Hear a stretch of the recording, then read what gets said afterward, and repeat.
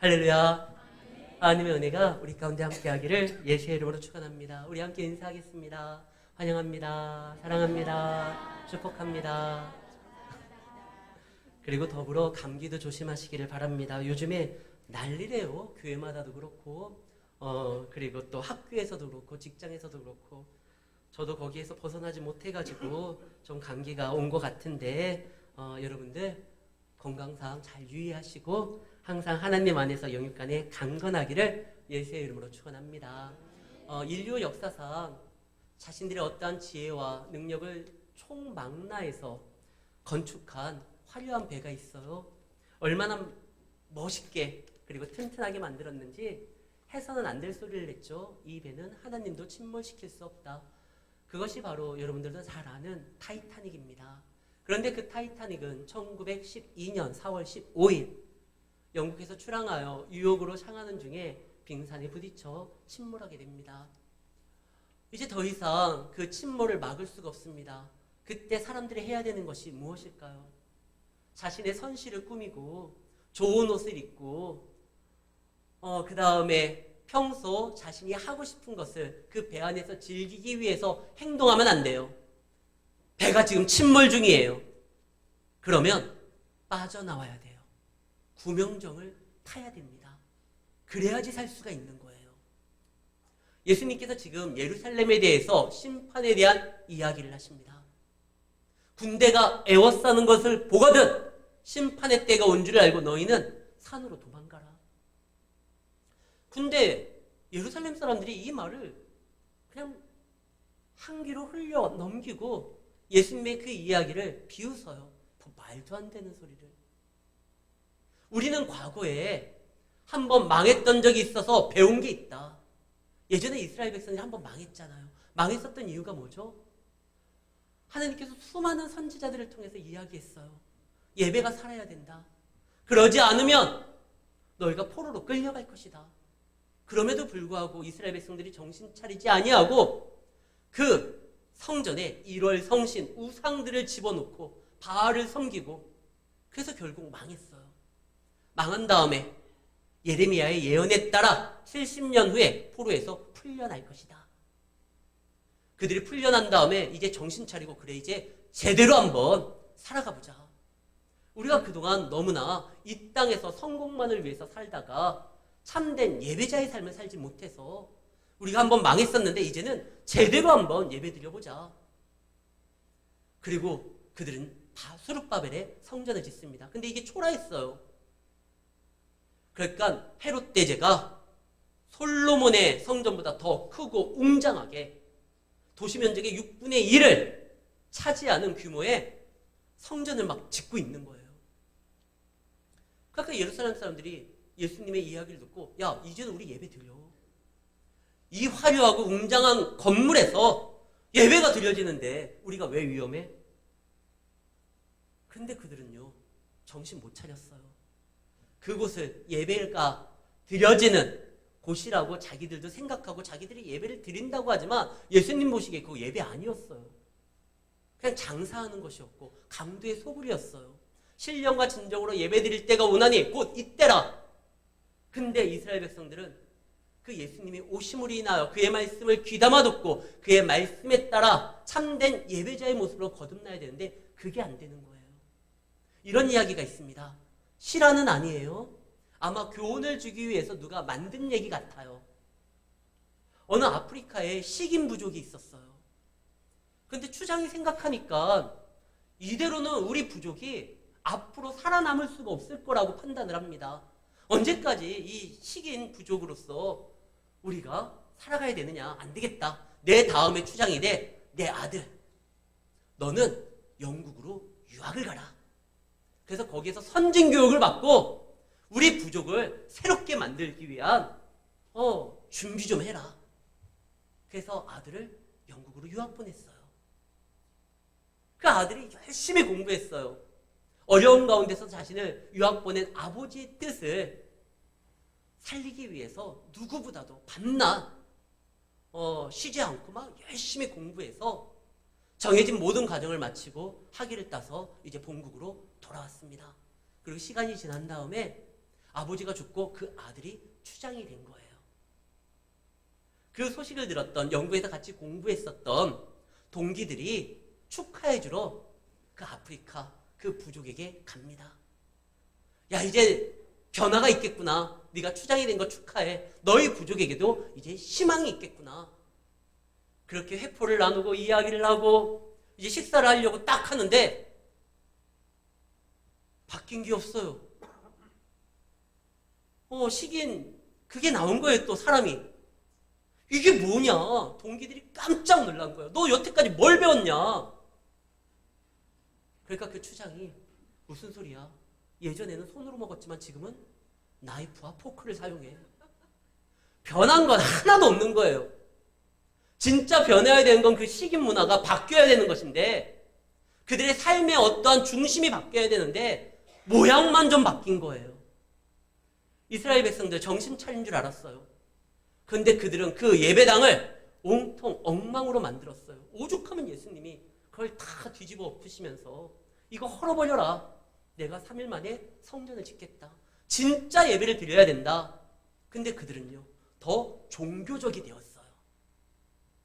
더 화려한 옷을 입고, 더 아름다운 예복을 입고, 더 웅장한 제물을 바치고, 그러니까 자기들은 문제가 없다고 생각했는데 예수님이 이 말씀하시기 전에 바로 20장 마지막에 뭐라고 합니까? 너희들은 서기관들의 외식을 조심해라. 바리새인들의 누룩을 조심해라. 지금 예배는 드리지만 더 종교적이 되었고 더 화려하게 되었지만 그 마음에 주님이 받으실 만한, 하나님이 기뻐하실 만한 예배가 없다는 거예요. 그래서 이제 예루살렘의 역할이 끝났다라고 합니다. 사실 예루살렘은요, 구약에서 내가 예루살렘에서 시온에서 구원을 이룰 것이다. 내가 예루살렘을 지킬 것이다. 내가 예루살렘을 보호할 것이다. 많은 선지자들을 통해 가지고 하나님께서 예루살렘을 지킨다라고 했어요. 왜? 예루살렘이 예수님이 오시기 전까지 예배를 감당하고 예수님이 오셨을 때 이분이 정말 하나님의 아들 메시아라는 표지를 보여줄 안내판이기 때문에 그래요. 근데 예수님이 오셔가지고 하나님의 어린 양으로 그동안 짐승을 잡아서 죄를 덮는 거에서 끝쳤던 것이 아니라 이제 하나님의 어린 양으로 자신이 유월절 어린 양으로 오셔서 우리 모든 죄를 대신하여 십자가에 달려 죽으셨습니다. 그러니까 하나님이 받으실 죄에 대한 부분에 대해서는 예수님이 완성하신 거예요. 그러면 예루살렘은 이제 예전에 그 짐승 잡는 성전의 기능에서 벗어나 이제 교회가 돼야 되는 거예요. 우리가 잘 아는 아브라함이요, 이삭을 바치잖아요. 그때 하나님께서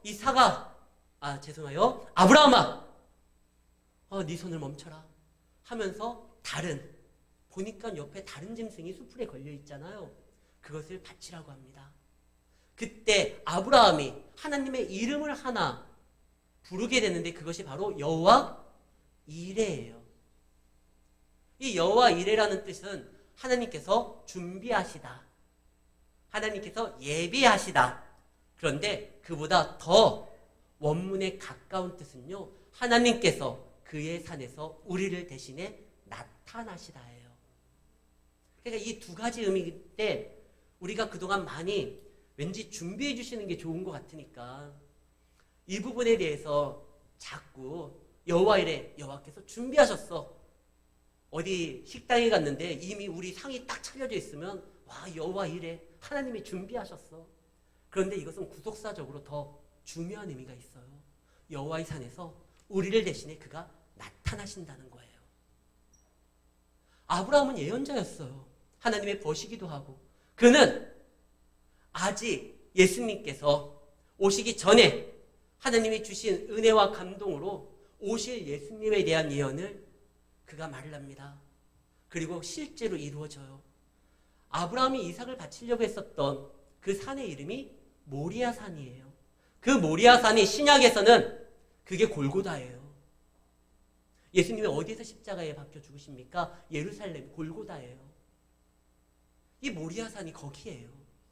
이것이 아류마다 타작마당이 되고 나중에는 다윗 시대 때 아리우나 타작마당이었었고 거기에서 예배를 드려서 다윗 시대 때 하나님의 징벌이 한 번 있었는데 그 예배 때문에 이스라엘 백성들이 산 적이 있어요.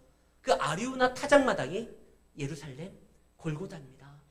그러니까 예수님이요, 여호와 이레 하나님의 어린 양, 우리를 대신하여 죽임을 당하시는 그 유월절 양으로서 모리아산, 아리우나 타작마당, 예루살렘 골고다 거기에서 나타나셔서 예수님을 보면 성경을 안다고 하면 아, 예수님이구나, 저분이 우리의 메시아구나, 저분이 우리의 구원자구나, 이것을 깨닫게 되는 거예요. 그 역할까지가 예루살렘 성전이 그 기능이 거기까지예요. 이제 예수님이 한 번에 끝내셨어요. 그런데 예루살렘은 그 기능 때문에 지금까지 버티고 있었는데 정작 예수님을 거부하죠. 예수님이 거부당한다 할지라도 예수님은 우리를 향한 사랑을 멈추지 않고 그가 침묵하면서 십자가에 달려 죽으십니다. 그리고 우리 죄를 용서해 주셨어요. 그런데 거부했었던 이 예루살렘은 끝까지 하나님의 말씀을 귀 기울여 듣지 않았기 때문에 심판의 때를 맞이합니다. 그 심판의 때가 언제냐? 군대들이 애워쌀 때예요. 정말 심판을 내린다고 하면 예전에 소돔과 고모라는 어떻게 심판을 내렸죠? 유황불로 그냥 쏟아 부었어요.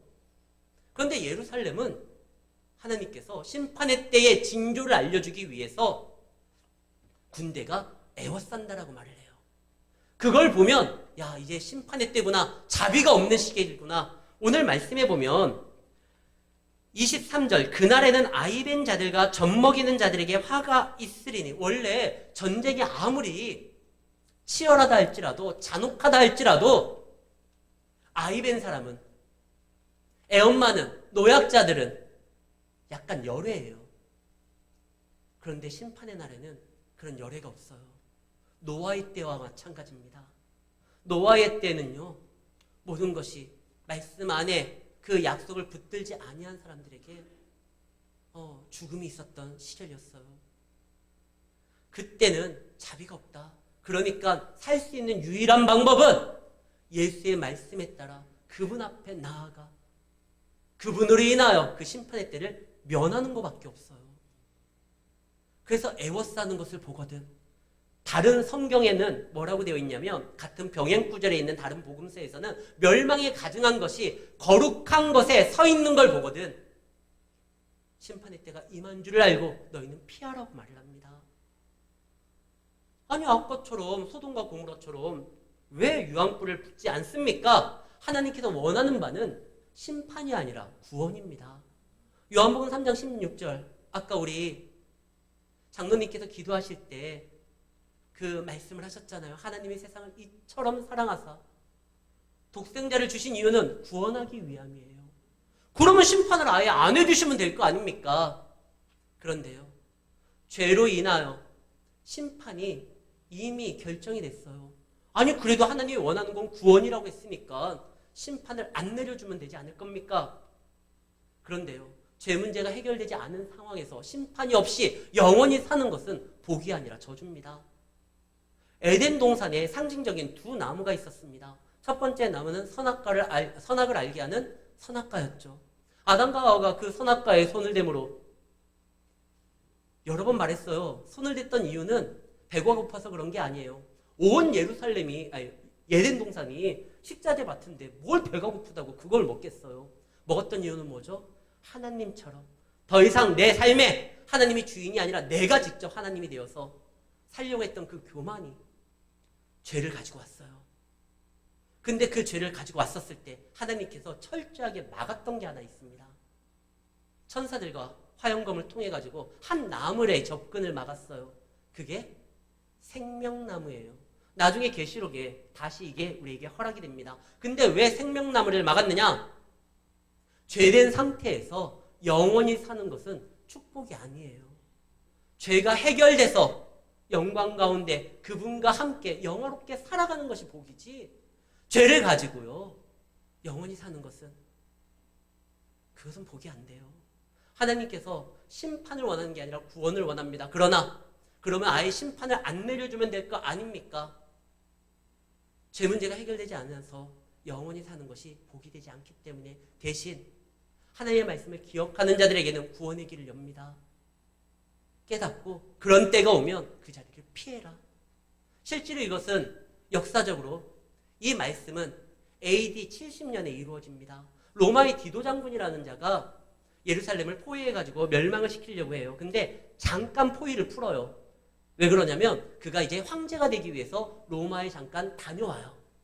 그때 포위를 살짝 푸니까 이 예루살렘에 있었던 예수님의 말씀을 기억하지 아니하고 한 귀로 듣고 흘렸던 사람들은 봐, 우리는 성전이 있고 우리가 얼마나 화려하게 예배를 드리는데 하나님이 지키셔. 여기는 안전해. 그래서 오히려 포위가 풀리니까 더 많은 사람들이 예루살렘 안으로 들어왔어요. 그러나 예수님의 말씀을 기억했었던 사람들은 에워싸는 것을 보거든 그때 그 말씀을 기억한 사람들은 다 도망을 갑니다. 그리고 디도가 황제가 돼가지고 다시 와가지고 예루살렘을 회파하는데 돌 하나 위에 돌 하나 남기지 않고 다 무너뜨려요. 그때 소문이 들렸거든요. 예루살렘 성벽 안에는 금이 묻혀져 있다. 그래서 로마 군인들이 서로 그거 차지하려고 다 그냥 헤집어 놓습니다. 그래서 그대로 이루어져요. 심판의 때는 우리가 집착하는 게 아닙니다. 그때는 더욱더 말씀에 반응하여 말씀에 이끌린 대로 움직이는 거예요. 그리고 언제서부터 이 일이 벌어지느냐? 지금까지 계속 이어지는 겁니다. 지금도 심판의 때가 노아 때 하나님께서 약속한 게 있어요. 이 절기가 멈추지 않고 계속적으로 운행될 거라고 약속을 했습니다. 요즘에 이상기후다, 120년 만에 더위다, 이러면서 자꾸 이제 기후가 몸살을 앓고 있잖아요. 그래도 낮에는 해 떠요. 밤에는 달 떠요. 뭐라고 해도 우리나라는 사계절이 또 돌아가요. 봄이 좀 짧아지고 가을이 좀 짧아져도 돌아가요. 절기는 멈추지 않아요. 예수님이 오시는 그날까지 대신 병 들어가요. 점점 병 들어가는 모습을 보게 됩니다. 그때 곧 가까울 때인 줄 알고 우리가 해야 될 자세는 두려워하고 무서워하고 낙심하고 절망하는 것이 아니라 깨어서 기도하는 거예요. 그래서 예수님께서 이야기합니다. 그때가 심판의 때여서 사람들은 막 기절하려고 한다. 26절 무서움으로 기절하니니 그러나 그때는 인자가 구름 타고 오는 때고 너희들의 모든 것이 속량되는 때다. 그리고 그런 우리를 통하여 아직까지 우리가 말씀을 증거한다고 하면 아직 세상은 소망이 있습니다. 여기 보면은요 이방의 때가 다 차기까지 질밟힌다고 되어 있어요. 실제로 이 세상을 보면 지금의 어떠한 세계를 주도하고 움직이는 사람들, 예수 안 믿는 사람들이 훨씬 많아요. 어떠한 정책을 피고 그 이방의 때인데 그럼 우리가 어떻게 살아갑니까? 근데요 그 이방의 때에 오히려 가장 강렬한 하나님의 역사가 일어납니다. 우리가 잘 아는 그 찬양 있잖아요. 지금은 엘리야 때처럼 주 말씀이 선포되고 엘리야 때의 가장 강력한 그 시대의 엘리야의 사역을 딱 하나로서 이야기하면 구름 타고 병거 타고 하늘 올라가고 그가 기도하니까 3년 반 만에 비 내리고 이거보다 주의 말씀이 선포됐다라는 거예요. 그 엘리야 시대가 어떤 시대냐? 이스라엘이 가장 이방과 닮아갔던 시기였어요. 국모라고 하는 여인은 이세벨, 아예 이방 여인이었고 왕이라고 하는 아합은 하나님을 섬기는 것이 아니라 바알신과 아세라신을 섬기는데 앞장섰던 그런 왕이었어요. 모습만 이스라엘이지 이방의 나라였어요.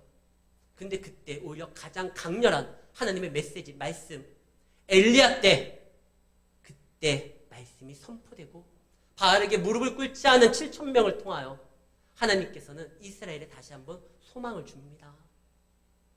우리도 그런 거 경험한 적 있잖아요.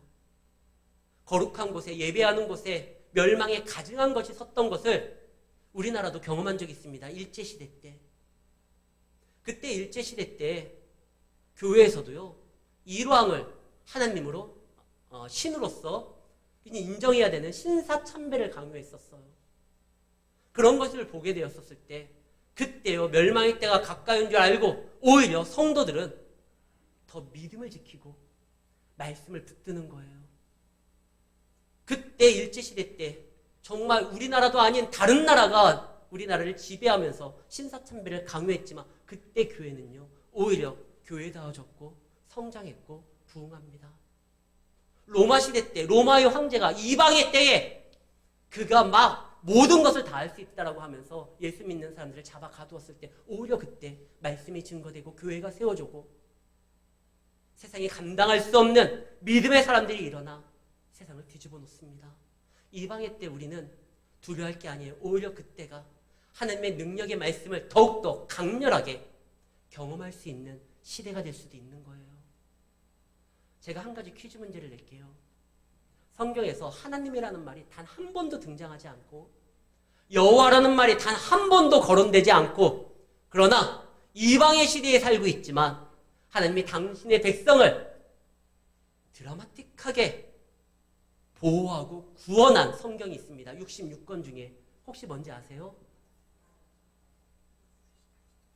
그래요. 아가서에도 하나님이라는 말이 안 나와요. 그러나 제가 말한 건 에스더예요. 아가서는 솔로몬 시대고 에스더는 이스라엘 백성들이 망해가지고 페르시아 제국이 다스리는 시대였어요. 아하수에로 왕이 역사적으로는 크세노크세스가 세상을 지배하고 있었던 그 시대였어요. 에스더서를 보면 하나님이 한 번도 등장하지 않아요. 왕은 이방이고 이스라엘 백성들은 포로로 끌려왔고 이방의 때에 이방의 시간에 살고 있어요. 여호와라는 말도 등장하지 않아요. 그러나 하나님이 당신의 백성을 지키시고 그 백성을 죽이기 위해서 하만이라는 사람이 작전을 짰는데 오히려 하나님께서 그 하만과 하만의 자녀들을 한순간에 처단하고 이스라엘 백성들을 구원하는 장면이 등장을 합니다. 지금도 세상 사람들은 하나님의 이름을 조롱의 대상으로서 말하기도 해요. 우리나라 어떠한 법안을 처리하는데도 여호와의 이름이 등장하지 않아요.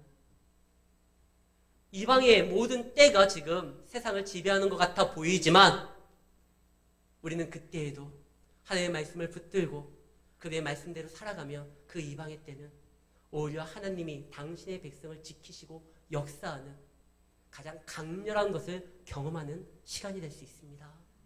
우리는 지금 이방의 시간에 살고 있어요. 그러나 걱정하지 마십시오. 두려워하지 마십시오.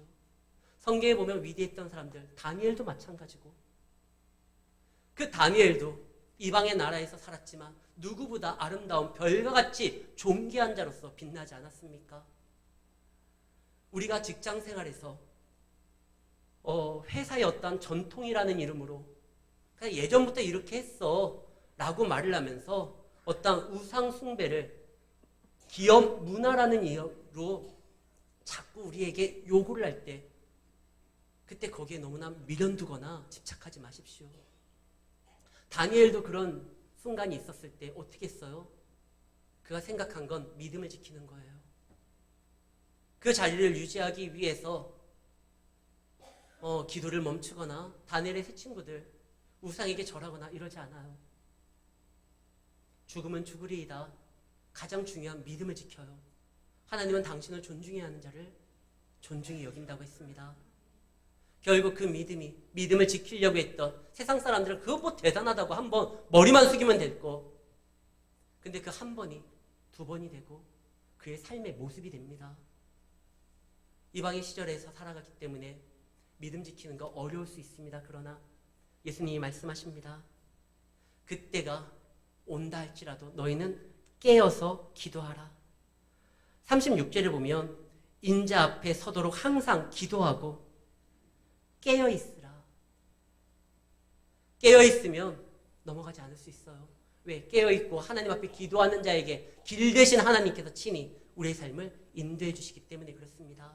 힘들고 어려운 시대에 살고 있는 줄 압니다. 아니 예수 믿지 않는 사람들도 어렵다고 하는 시대입니다. 근데 더군다나 우리는 예수 믿는 사람으로서 믿음도 지켜야 되고 사명도 지켜야 됩니다. 하나님의 허락하신 가정도 지켜야 되고 내 이웃을 위해서 기도도 해야 됩니다. 너무나 힘들고 어렵지만 예수님께서 말씀합니다. 깨어있고 기도하라. 그러면 내가 반드시 이룰 것이다. 이 이야기는 예수님이 틀림없이 말씀하셨기 때문에 이루어지는 거예요. 예수님이 이런 말을 해요. 무화과 나무를 보면 싹이 나면 여름이 온 줄 알잖아. 계절은 그렇게 알면서 왜 지금 세상이 돌아가는 모습을 보고 내가 올 때가 더 가까웠다라는 것을 깨닫지 못하고 아직까지 세상의 어떠한 화려함을 쫓아 움직이느냐. 믿음을 따르라. 그러면서 내가 진실로 말하노니 32절 이 세대가 지나기 전에 모든 일이 다 이루어질 것이다. 근데 이 말씀을 초대교회 사람들 중에 일부는 예수님이 오시는 것까지 다 이루어진다 생각을 해가지고 그들은 구름만 이상하게 뜨면 마라나타 아멘 주 예수 이제 오십니까? 계속 기다렸어요. 근데 예수님의 그 세대, 이 세대가 모든 일이 다 이루어진다고 했는데 안 이루어졌어요. 그럼 예수님이 거짓말하느냐? 아니에요. 원문에 보면 모든 일이라는 거 하나도 빠짐없이 모든 거라는 뜻이 아니라 가장 중요한 모든 일들이 이루어졌다라는 거예요. 실제로 예수님의 제자, 이때 예수님과 함께 했었던 그 말씀을 들었던 사람들은 예수님의 사역을 받고 예수님이 죽으심으로 인하여 어린 양으로 우리 죄를 대속해 주신 걸 받고 부활하심으로 영원한 생명을 가져오실 걸 받고 그리고 무엇보다 성령 하나님이 오심으로 인하여 성령 시대가 이제 시작됐다는 거예요. 그래서 예수님이 오시기까지 우리가 알아야 될 모든 것들이 예수님의 사역으로 인하여 알게 되었고 성령님의 도움으로 우리가 그날을 기대하면서 준비할 수 있다는 거예요. 그리고 내 말은 없어지지 않는다. 천지는 사라져도 내 말은 없어지지 않는다. 그러니 너희가 깨어 있어라. 기도해라. 그러면서 한 가지 당부를 합니다. 어떤 당부냐? 스스로 조심해서 34절 방탕하다라는 것은 스스로 자신의 유혹에 팔려가지고 경건한 삶을 살아가지 못하는 걸 말을 해요. 술을 취하면 어떻게 돼요? 뭐 기분이 좋아지겠죠. 그러나 나중에는 술이 나를 먹게 됩니다. 그래서 내가 아니라 술의 힘으로써 움직이게 돼요. 성경에서는 술 취함과 성령 취함 같은 단어로 사용을 해요. 성령을 취하게 되면 성령님이 이끄는 대로 나아가는 거고 술 취하게 되면 술이 이끄는 대로 나가는 거예요. 그러니까 주인이 바뀌는 거예요. 내 삶에 성령이 주인으로서 움직여야 되는데 그걸 거부하고 술 취함으로 나의 삶을 맡기지 마라. 깨어 있어서 방탕도 안 되고 술 취해도 안 되고 또 하나 세상의 염려로 마음이 둔하여져도 안 된다. 우리는 세상에 염려가 참 많아요. 자녀 교육도 있고 아이들에 관련된 거, 이웃에 관한 거, 남편에 관한 거, 아내에 관련된 거 걱정 근심이 많아요. 그러나 그 모든 걱정 근심이 내가 하나님의 말씀을 듣는데 둔하여지면 안 돼요. 그러니까 다른 걱정 근심이 있다 할지라도 이 자리에 나와서 말씀을 듣는 순간은 하나님의 말씀에 집중하여 주께서 나에게 주시는 말씀이 무엇인지를 붙들려고 하는 생각이 있어야지 여기에서도 말씀을 듣는데 세상 염려 때문에 마음이 막히면 성경에서 뭐라고 되어 있어요? 길가에 뿌려진 그 말씀은 그냥 새가 먹고 가서 아무런 반응이 안 되는 거예요. 사랑 성도 여러분, 스스로 조심하고 유혹에 자신을 넘기지 마시고 다른 것을 주인으로 삼아 이끌려가지 마시고 그리고 세상이 너무나 큰 염려 때문에 말씀을 듣는 이 순간까지 마음이 둔하여져서 말씀이 심겨야지만 그 말씀의 능력이 나타날 거 아닙니까? 그래서 예수님께서 당부하면서 그래서 깨어 있어서 기도하라. 그러면 내가 그 이방의 때에 더 놀라운 기적을 능력을 보여주겠다. 실제로 그래요. 언제 교회가 무너진 줄 아십니까? 중세기업을 유럽을 보면 알아요. 모든 것이 다 교회로 해석되고 이루어졌었을 때 심지어 황제조차도 교황 앞에 무릎을 꿇게 되었을 때 그때 교회가 그냥 다 할 수 있다 생각하니까 그러니까 교회가 하나님의 뜻을 쫓아 움직이기보다 자신들이 지금 가지고 있는 모든 것들로 누리기려고 할 때 그때 중세 암흑 시대가 옵니다. 오히려 교회가 환난을 당할 때 이방의 때였었을 때 깨어 있었고 살아있는 사람들을 통하여 역사하게 되었고 성장하게 되었습니다. 이방의 때는 우리에게 힘든 때가 아니라 주님의 말씀을 더욱더 마음에 새기고 하나님의 능력으로 살아가는 기회의 때입니다. 여러분들 이 때를 믿음으로 말씀으로 살아가심으로 인하여 오히려 우리에게 들어야 될 그 복음을 듣고자 하는 자들에게 전함으로 인하여 저들도 이 시기를 잘 이겨내므로 심판의 때가 두려움이 아니라 오히려 하나님을 만나는 영광의 때로 만드는 주의 자녀들이 되시기를 예수의 이름으로 축원합니다.